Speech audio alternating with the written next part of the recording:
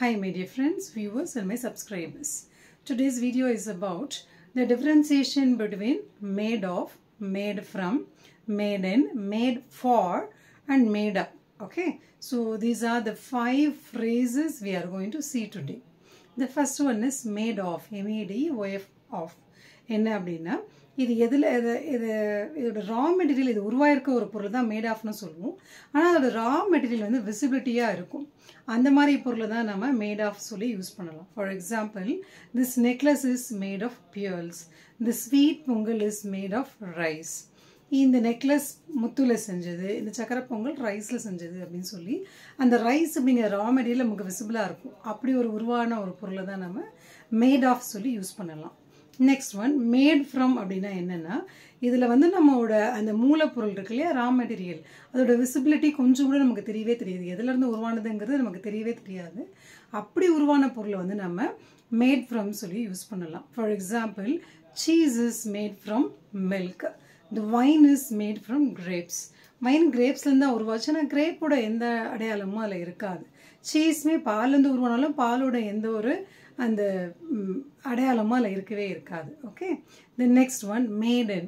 மேடன்னா என்னென்னா, இதோட ஆரிஜின், இது எங்கே உருவாச்சோ அதை சொல்கிறது தான் மேடன் அப்படின்னு சொல்லி சொல்லுவோம். For example, this flask is made in Japan, this spices where made in India. இந்த ஃப்ளாஸ்க் இந்தியாவில் உருவானது, தயாரிக்கப்பட்டது. இந்த ஸ்பைசஸ் வந்து ஃப்ளாஸ்க் ஜப்பானில் உருவானது, ஸ்பைசஸ் வந்து இந்தியாவில் உருவாக்கப்பட்டது அப்படின்னு சொல்கிறது தான் இது. தி நெக்ஸ்ட் ஒன் மேட் ஃபார் என்னென்னா, இதற்காக உருவாக்கப்பட்டது, இல்லை இவங்களுக்காக உருவாக்கப்பட்டது, இல்லை உங்களுக்காக உருவாக்கப்பட்டது அப்படின்னு சொல்லுவோம் இல்லையா.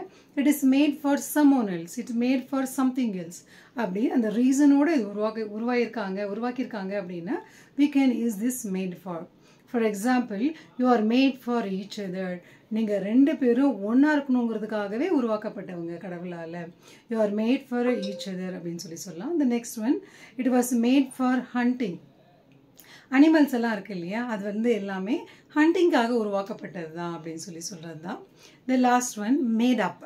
மேட் அப் அப்படின்னா created with someone or created with something. இது வந்து புதுசாக உருவாக்க மாட்டோம், ஏற்கனவே இருக்கிறத கம்பைனோ இல்லை ஜாயினோ பண்ணுவோம். In that cases, we can use this made up. For example, the team is made up of talented individuals. The next one, the flag is made up of 3 colors. Okay.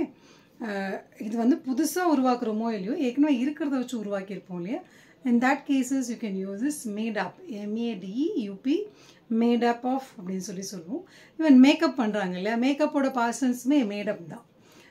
The bride was made up very beautifully அப்படின்னு சொல்லலாம். மேக்கப்போட past tense made up. Okay, so you can use this wherever you want this phrases.